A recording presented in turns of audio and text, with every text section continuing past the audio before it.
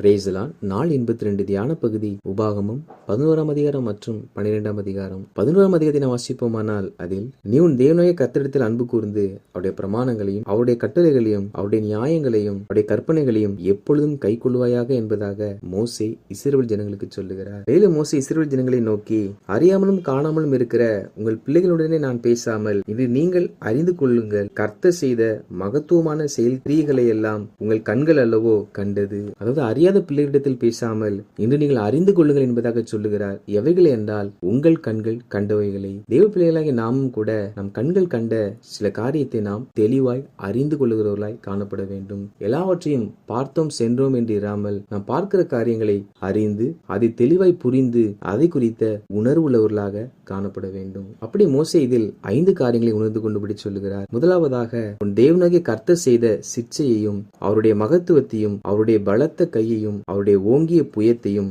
நாம் அறிந்து கொள்ள வேண்டும். அதாவது ஒவ்வொரு தேவ பிள்ளைகளும் தேவனை, தேவனுடைய செயல்களை, தேவனுடைய மகத்துவங்களை அறிந்து கொள்ளுகிறவர்களாய் காணப்பட வேண்டும். இரண்டாவதாக, அவர் எகிப்தின் நடுவிலே எகிப்தின் ராஜாவாகிய பார்வோனுக்கும் அவன் தேசம் அனைத்திற்கும் செய்த அவருடைய அடையாளங்களையும் அற்புதங்களையும் அறிந்து கொள்ள வேண்டும். ஆண்டவராகிய கர்த்தர் நம்முடைய வாழ்க்கையில் செய்த அதிசயங்கள், அவர் செய்த அற்புதங்கள், இதை ஒவ்வொரு நாளும் நாம் நினைக்கிறவர்களாக காணப்பட வேண்டும். மூன்றாவதாக, எகிப்தின் சேனையும் அவர்கள் குதிரைகளும் ரதங்களும் உங்களை பின்தொடர்ந்து வருகையில் கர்த்தர் சிவந்த சமுத்திரத்தின் ஜலத்தை அவர்கள் மேல் புரள பண்ணி இந்நாள் வரைக்கும் இருக்கிறது போல அவர்களை அழித்த அவருடைய செய்கையையும், அதாவது நம்ம பின்தொடர்ந்து வருகிற பிரச்சனைகள், பாவங்கள், பிசாசுகள், தரித்திரங்கள், வறுமைகள், இது எல்லாவற்றிலும் இருந்து கர்த்தர் நம்மை ரட்சித்திருக்கிறபடியினால் கர்த்தர் நம்மை ரட்சித்த அவருடைய செய்கைகளை நாம் ஒவ்வொரு நாளும் அறிந்து கொள்ள வேண்டும், உணர்ந்து கொள்ள வேண்டும். நான்காவதாக, நீங்கள் இவ்விடத்திற்கு வருமளவும் அவர் உங்களுக்கு வனாந்திரத்தில் செய்தவைகளை அறிந்து கொள்ளுங்கள். ஆண்டவராகிய கர்த்தர்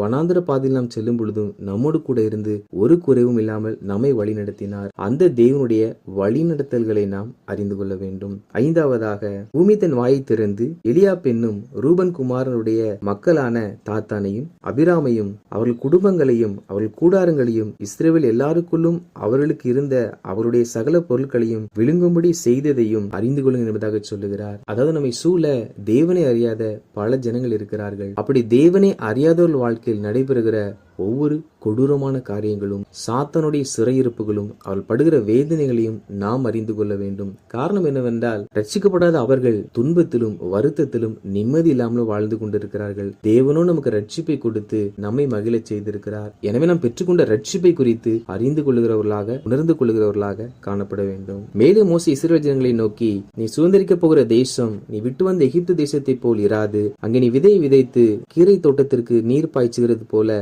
உன் காலால் நீர் பாய்ச்சி வந்தாய். நீ சுதந்திரிக்க போகிற தேசமோ மலைகளும் பள்ளத்தாக்குகளும் உள்ள தேசம். அது வானத்தின் மழை தண்ணீரை குடிக்கும் தேசம். அது உன் தேவனாகிய கர்த்தர் விசாரிக்கும் தேசம். வருஷத்தின் துவக்கம் முதல் வருஷத்தின் முடிவு மட்டும் எப்பொழுதும் உன் தேவனாகிய கர்த்தரின் கண்கள் அதன் மேல் வைக்கப்பட்டிருக்கும். அதாவது இஸ்ரவேல் ஜனங்கள் எகிப்தில் விதைத்து நீர் பாய்ச்சி அதிலிருந்து ஆகாரத்தை புசித்தார்கள். ஆனால் கானான் தேசத்திலோ நீர் வளங்கள், மண் வளங்கள் எல்லாமே இருக்கின்றன. கர்த்தரும் அந்த தேசத்தை விசாரிக்கிற ஒரு தேசமாம். கர்த்தர் வருஷத்தின் துவக்கம் முதல் முடிவு மட்டும் எப்பொழுதும் தன் கண்களை அந்த தேசத்தின் மேல் வைத்து பார்க்கத்தக்கதான ஒரு மகிமையான தேசமாம். அப்படின்னா நம்முடைய முன் வாழ்க்கையை காட்டிலும் நாம் ரட்சிக்கப்பட்ட பிற்பாடு இருக்கிற பின் வாழ்க்கை நமக்கு ஒரு ஆசீர்வதிக்கப்பட்ட வாழ்க்கை.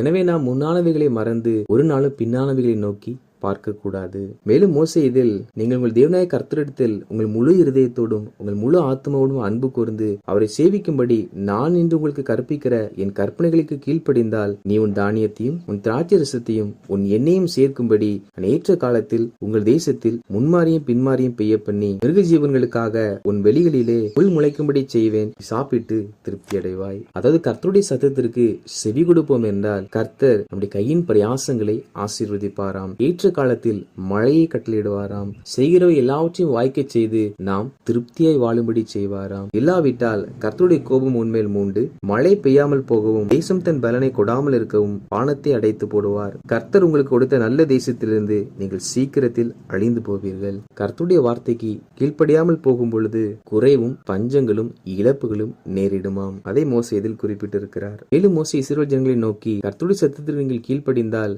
முன்பாக இருக்கிற எல்லா ஜாதிகளையும் நீங்கள் துரத்தி விடுவீர்கள். மாத்திரமல்லாமல் உங்கள் உள்ளங்கால் மிதிக்கும் இடமெல்லாம் உங்களுடையதா இருக்கும். மேலும் உங்கள் முன் ஒருவரும் எதிர்த்து நிற்பதில்லை. கர்த்தருடைய வார்த்தைக்கு கீழ்ப்படுகிறதுனால் வருகிற ஆசீர்வாதங்களை குறித்து சொல்லுகிறார். மேலும் மோசே இஸ்ரவேல் ஜனங்களை நோக்கி, இதோ இன்று நான் உங்களுக்கு முன்பாக ஆசீர்வாதத்தையும் சாபத்தையும் வைக்கிறேன் என்பதாக சொல்லுகிறார். அப்படி என்றால் ஆசீர்வாதம் சாபம் என்ற ஒன்றை கர்த்தராய் எந்த ஒரு மனிதனுக்கும் கொடுக்கவில்லை. மனிதன் எதை தேர்வு செய்கிறானோ அதை அவன் பெற்றுக்கொள்கிறவனாய் இருக்கிறான். இதில் ஆசீர்வாதத்தை பெற்றுக்கொள்ள தேவனாய் கர்த்தர் விதித்த எல்லா கட்டளைகளுக்கும் கீழ்ப்படிந்து நடக்க வேண்டுமாம். அப்படி கீழ்ப்படியும் பொழுது கர்த்தர் ஆசீர்வாதத்தை தருவாராம். கர்த்தருடைய சத்தத்திற்கு செவி கொடுக்காமல் போனால் அவர் வாழ்க்கையில் சாபம் அவர்களை பற்றி கொள்ளும் என்பதாக மோசே இதில் குறிப்பிட்டிருக்கிறார். 12ஆம் அதிகாரத்தை நாம் வாசிப்போமானால் அதில், உங்கள் பிதாக்களின் தேவனாகிய கர்த்தர் உங்களுக்கு சுதந்திரிக்க கொடுக்கிற தேசத்திலே நீங்கள் பூமியில் உயிரோடு இருக்கும் நாளெல்லாம் கை கொண்டு நடக்க வேண்டிய கட்டளைகளும் நியாயங்களும் ஆவன. அதாவது இஸ்ரவேல் ஜனங்கள் கானான் தேசத்தை சுதந்திரிக்க போகிறார்கள். எனவே அந்த தேசத்தில் சுதந்திரிக்கும் பொழுது அவர்கள் கை கொள்ள வேண்டிய கட்டளைகள் என்று சொல்லி இந்த அதிகாரத்திலும் தேவன் வெளிப்படுத்தின காரியங்களை மோசே குறிப்பிட்டிருக்கிறார். முதலாவதாக, நீங்கள் துரத்திவிடும் ஜாதிகள் தங்கள் தேவர்களை சேவித்த உயர்ந்த மலைகளின் மேலும் மேடுகளின் மேலும் பச்சையான சகல மரங்களின் கீழும் உள்ள இடங்களை எல்லாம் முற்றிலும் அழித்து அவர்கள் பலிபீடங்களை இடித்து அவர்கள் சிலைகளை தகர்த்து அவர்கள் தோப்புகளை அக்கினியால் சுட்டெரித்து அவர்கள் தேவர்களின் விக்கிரகங்களை நொறுக்கி அவைகளின் பேரும் அவ்விடத்தில் இராமல் அழியும்படி செய்ய கடவீர்கள்.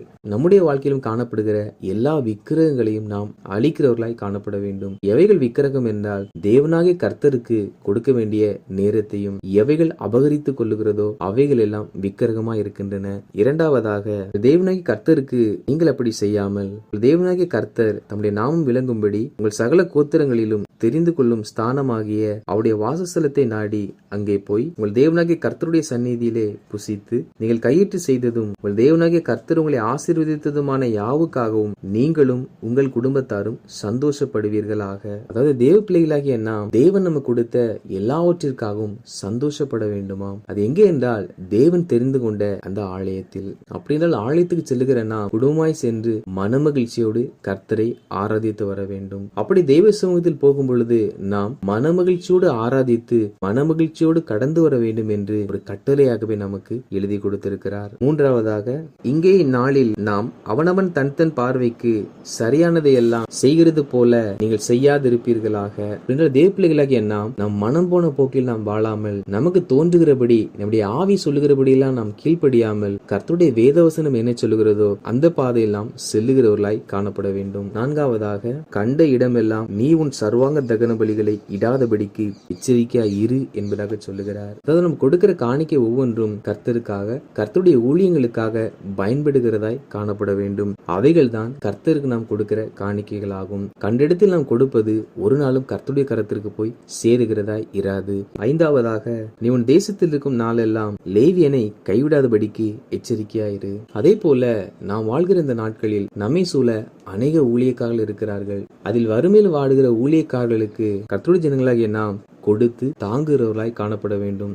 ஆறாவதாக, நீ உன் தேவனாகிய கர்த்தரின் பார்வைக்கு நன்மையும் செம்மையுமானதை செய்வதனால் நீ உனக்கு பின்வரும் உன் பிள்ளைகளும் என்னென்றைக்கும் நன்றாயிருக்கும்படிக்கு நான் உனக்கு கற்பிக்கிற இந்த எல்லா வார்த்தைகளையும் நீ கவனித்து கேள். அதாவது நாமும் நம் பின் சந்ததியும் நன்றாய் இருக்க வேண்டும் என்றால் அதற்கு தேவ பிள்ளைகளாகிய நாம் கர்த்தருடைய வார்த்தையை கவனித்து கேட்கிறவர்களாய் இருக்க வேண்டுமாம். காரணம் இப்படி செய்யும் பொழுதுதான் நாம் நன்றாய் வாழ்ந்திருப்போமாம். ஏழாவதாக, இந்த ஜாதிகள் தங்கள் தேவர்களை சேவித்தபடி நானும் சேவிப்பேன் என்று சொல்லி அவர்களுடைய தேவர்களை குறித்து கேட்டு விசாரியாதபடிக்கு எச்சரிக்கையா இரு. அதாவது தேவ பிள்ளைகளாகிய நாம் பிற மதஸ்தரை குறித்த காரியங்களை பிற தேவர்கள் என்று பிற மனிதர்களால் நம்பப்படுகிறது குறித்து கேட்கவோ விசாரிக்கவோ அதை பின்பற்றவோ கூடாது என்று கர்த்தர் சொல்லியிருக்கிறார். வாசித்த இந்த அதிகாலையின்படி ஜனங்களாகிய நாம் நம் தேவன் யார் என்பதையும் நம் தேவன் எப்படிப்பட்டவர் என்பதையும் தேவனுடைய வாழ்க்கையில் செய்த அற்புத அதிசயங்களையும் அவர் நம்மை பின்தொடர்ந்த எல்லாவற்றிலிருந்து நம்மை மீட்டுக் கொண்டதையும் அவர் நம்மை வழிநடத்தின விதத்தையும் பிற மனிதர்கள் சந்திக்கிற பிரச்சனை உபத்திரவங்களையும் அறிந்து கொண்டு உணர்வுள்ளவர்களாய் வாழ்ந்து எகிப்தின் வாழ்க்கையிலிருந்து ஆசீர்வாதமான கானான் வாழ்க்கையை கர்த்தர் கொடுத்திருக்கிறபடியினால் பழையவைகளை மறந்து தேவன் காண்பிக்கிற புதிய பாதையில் சென்று கர்த்தருடைய சத்தத்திற்கு கீழ்ப்படிந்து வாழ்க்கை காணப்படுகிற எல்லா விக்கிரகங்களையும் அழித்து தேவ சமூகத்தில் சந்தோஷமாய் இருந்து மனம் போன போக்கில் வாழாமல் நம் காணிக்கைகளை கண்டிடத்தில் செலுத்தாமல் ஊழியர்களை கைவிடாதபடிக்கு அவர்களை கை தூக்கி கர்த்தருடைய வேதவசனத்தை கவனித்து கேட்டு பிற மதம் சார்ந்த காரியங்களில் தலையிட்டுக் கொள்ளாமல் நம்மை நாம் காத்துக் கொள்ளுவோம். அப்பொழுது கர்த்தர் நம்மை ஆசீர்வதித்து நமக்கு எதிரே வருகிறவர்களை முறியடித்து நாம் செய்கிற எல்லாவற்றையும் வாய்க்க செய்து நமக்கு முன்பாக ஒருவரும் எதிர்த்து நிற்காதபடிக்கு கர்த்தர் நம்மை மேன்மைப்படுத்துவார். ஆமேன்.